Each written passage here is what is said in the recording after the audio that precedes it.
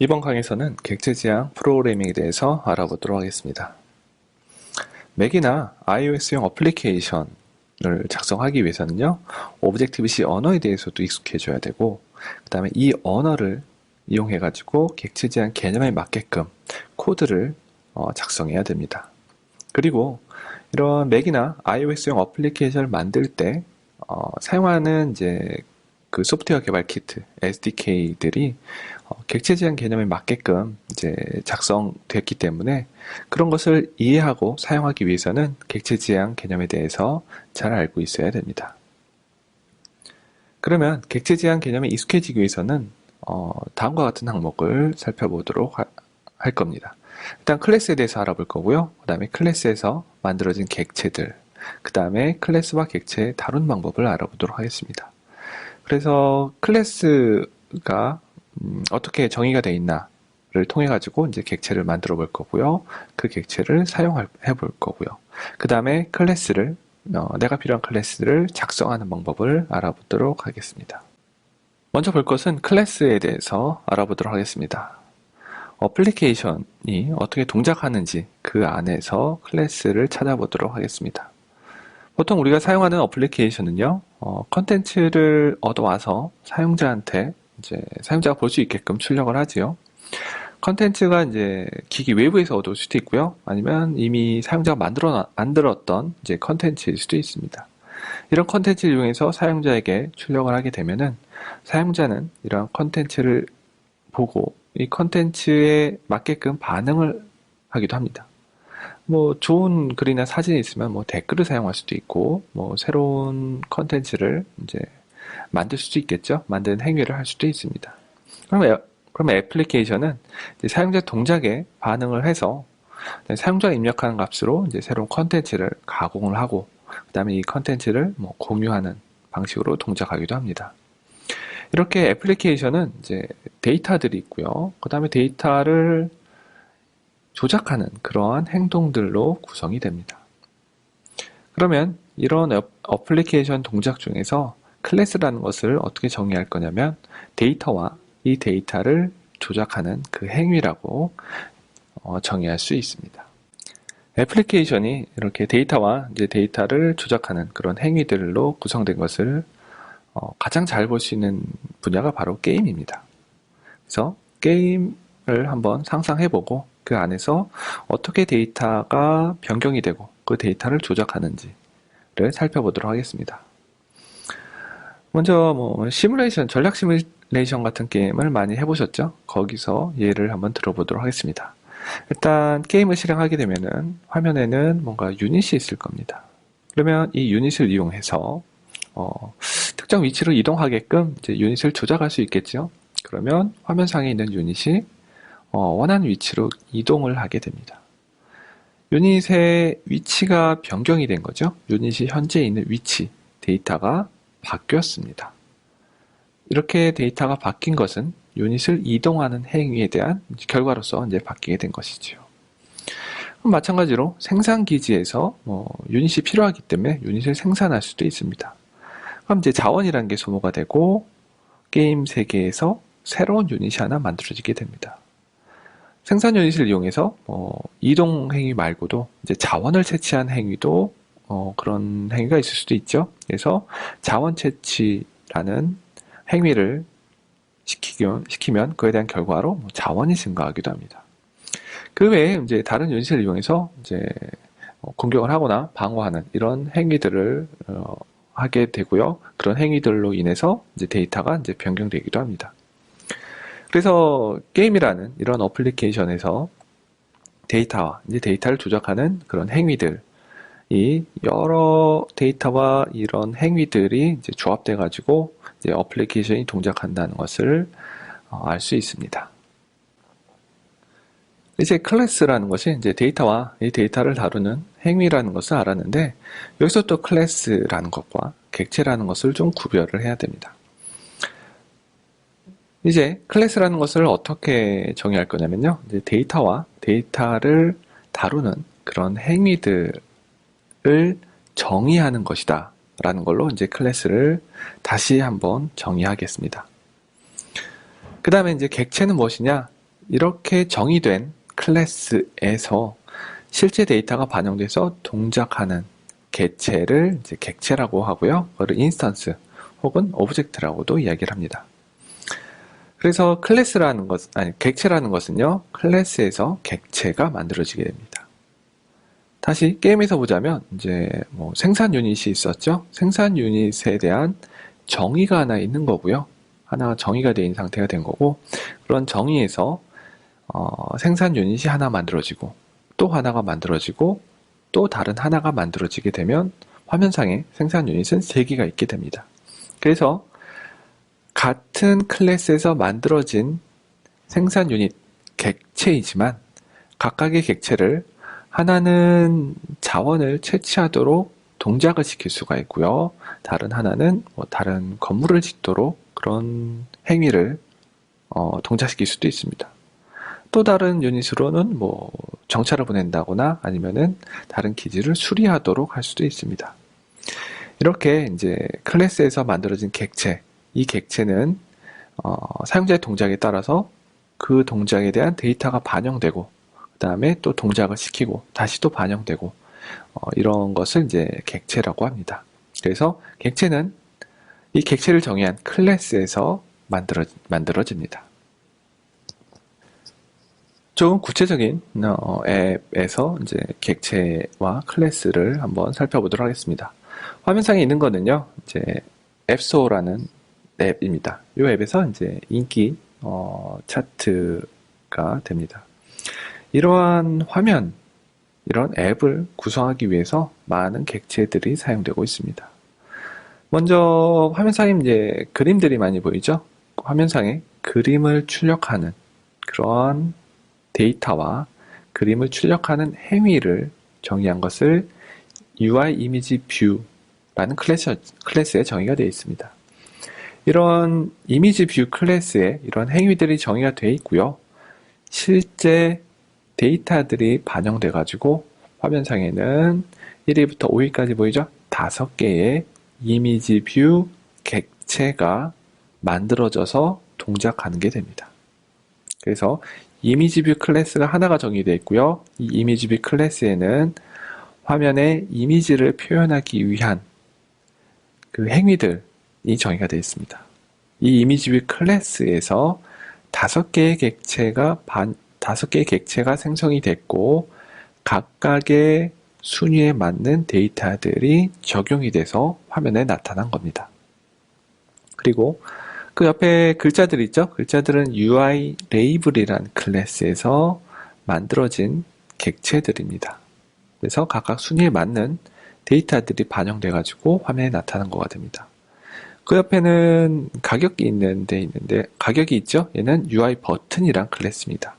사용자가 누르는 동작에 대해 반응하는 기능이 작성되어 있는 게 UI 버튼 클래스입니다. 이런 UI 버튼 클래스에서 역시 화면상에는 5개의 객체가 만들어졌고요. 각각 순서에 맞는 데이터들, 가격이겠죠? 가격이 반영돼서 화면에 나타난 상태입니다. 이렇게 이제 클래스들을 이용해서 객체를 만들고 이런 객체들이 한데 어우러져 가지고 이렇게 앱이 동작합니다. 그래서 여기서 또 볼 수 있는 건요, 이제 내가 필요한 용도에 맞는 클래스를 선택을 하고 그 클래스에서 객체를 생성해서 앱이 동작하도록 코드를 작성해야 됩니다. 실제로 앱이 동작하는 거는 객체를 통해서 이제 동작하게 되는데요. 이 객체를 만들기 위해서는 어찌됐든 클래스가 있어야 됩니다.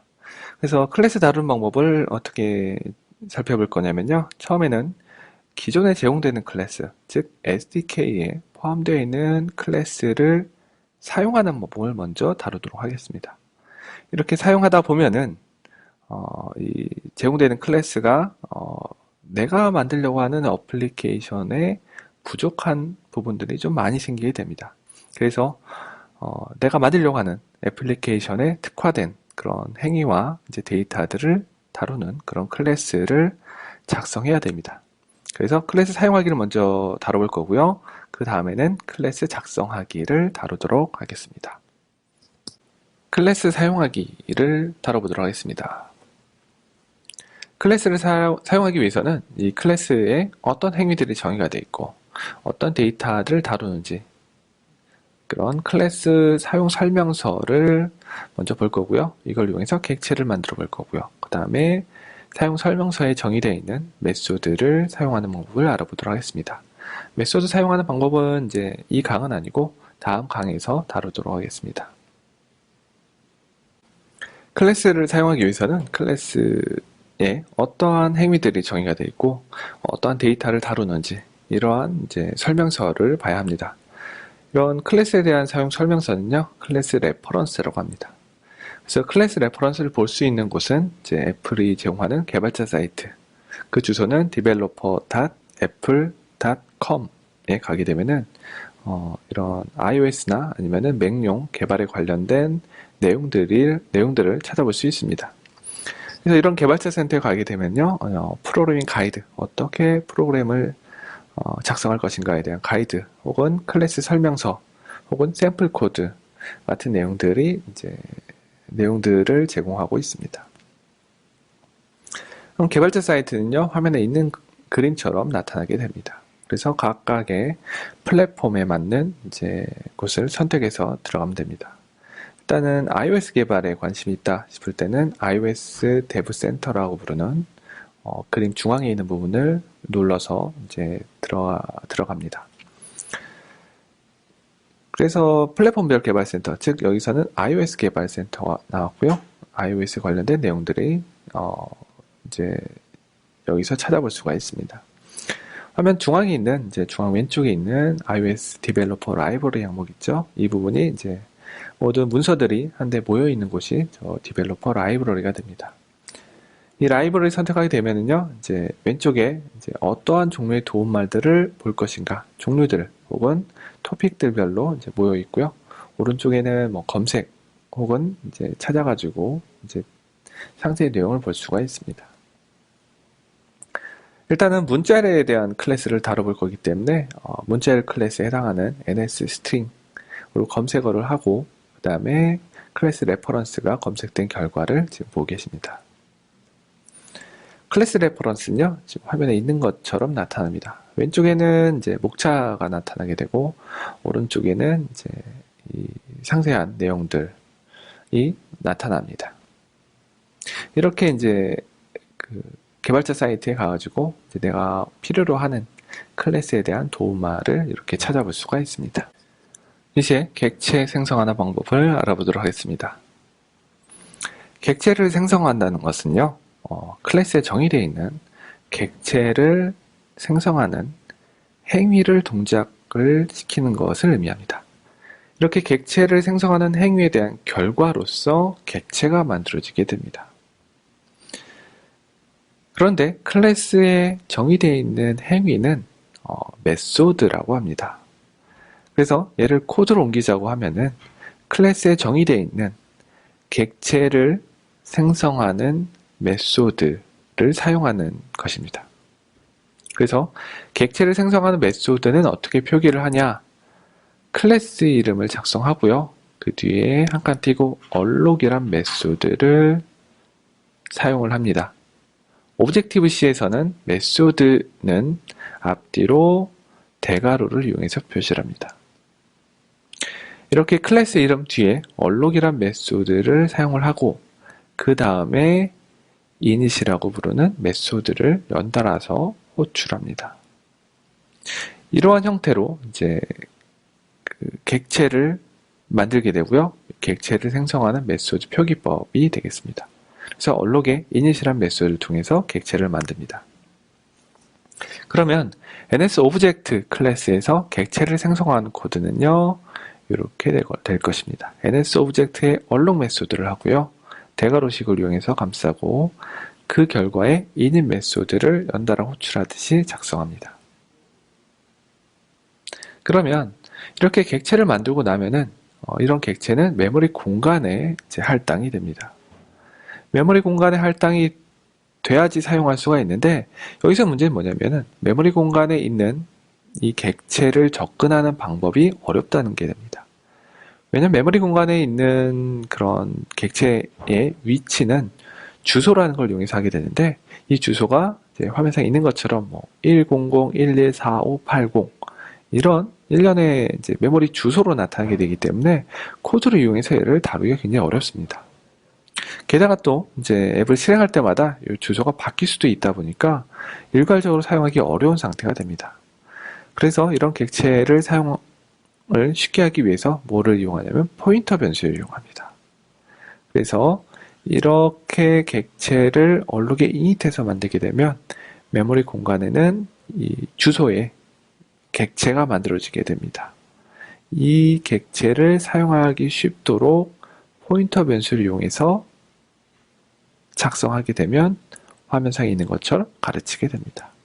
그래서 이 객체를 사용할 때는 이 객체에 대한 포인터 obj라는 걸 이용해서 사용합니다. 그래서 객체를 생성하는 메소드는요, 저렇게 얼룩의 init 앞에다가 이제 클래스 이름과 똑같은 타입의 포인터 변수를 선언해 가지고 가르치도록 작성합니다. 이런 포인터 변수는 이제 하나의 객체에 하나만 사용할 수 있는 건 아니고 여러 개의 포인터 변수를 사용할 수 있습니다.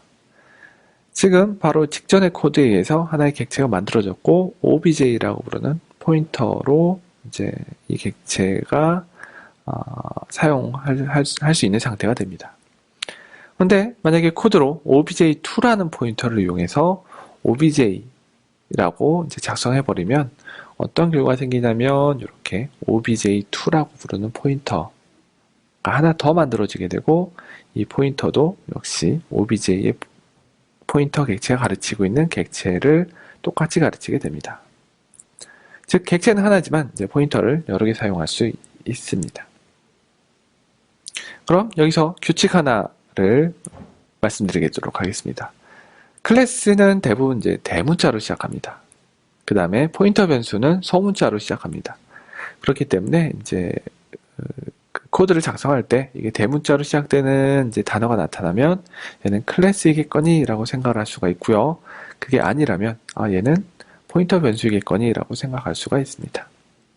객체를 한번 만들어 봐야 되겠죠. 그래서 객체를 한번 생성을 해보고 그거를 이제 간단하게 콘솔에 출력하는 ns로그를 이용해서 확인해 보도록 하겠습니다. 그래서 객체를 하나 만들어 볼 거고요. 그리고 포인터 하나를 더 추가로 사용해 가지고 객체가 만들어지고 포인터를 이용해서 어떻게 다루는지를 간단히 살펴보도록 하겠습니다. 이제 객체를 만드는 실습을 한번 해보도록 하겠습니다. 새로운 프로젝트를 만들고요. 프로젝트 템플릿에서 커맨드 라인 툴을 선택을 합니다. 그리고 제품의 이름과 프로젝트에 대한 정보를 입력합니다.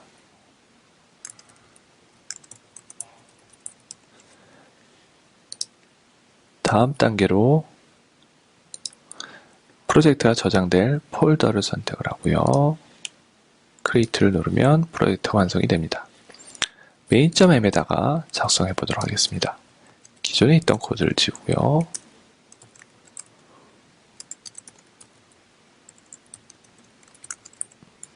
얼룩에 오른쪽 대괄호를 치면은 그에 해당되는 왼쪽 대괄호가 완성이 됩니다.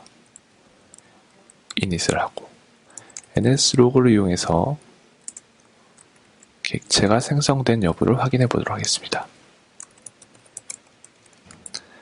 골뱅이를 이용해서 포인터의 주소를 넣고 실행을 하면 결과가 나타나게 됩니다. 기본적으로는 객체를 콘솔에 출력하려고 하면은 클래스 이름과 이 객체가 할당되어 있는 메모리 주소가 콘솔에 나타나게 됩니다. 그럼 다음 예제로는 포인터 하나를 더 이용해서 참조하고 확인해 보도록 하겠습니다. 어떤 결과가 나오는지 콘솔을 이용해서 확인해 보도록 하겠습니다. 지금 obj2라는 포인터는 새로운 객체를 만들지 않은 상태입니다. 그 다음에 object2에 대한 결과를 확인해 보도록 하겠습니다. 실행을 하면은 obj1과 obj와 obj2라는 포인터가 가르치고 있는 객체에 대한 주소가 같게 나오는 걸 알 수가 있습니다. 즉, 이 예제에서는 객체는 하나를 만든 거고요. 포인터는 두 개로 할당한 예제가 되겠습니다. 이걸로 객체를 만드는 실습을 마치도록 하겠습니다. 여기까지 해서 오브젝티브-C 언어와 객체 지향 프로그래밍에 대해서 알아봤습니다. 클래스란 무엇인가, 애플리케이션에서 클래스가 어떻게 이제 찾아낼 수 있는지를 봤었고요. 그 다음에 클래스와 객체에 대한 관계, 그 다음에 객체를 이용해서 애플리케이션이 동작하는 부분을 알아봤습니다. 그 다음에 클래스에 대한 사용 설명서를 봤고요. 그 다음에 객체를 한번 만들어 보고 이제 간단하게 콘솔을 출력하는 것을 해봤습니다.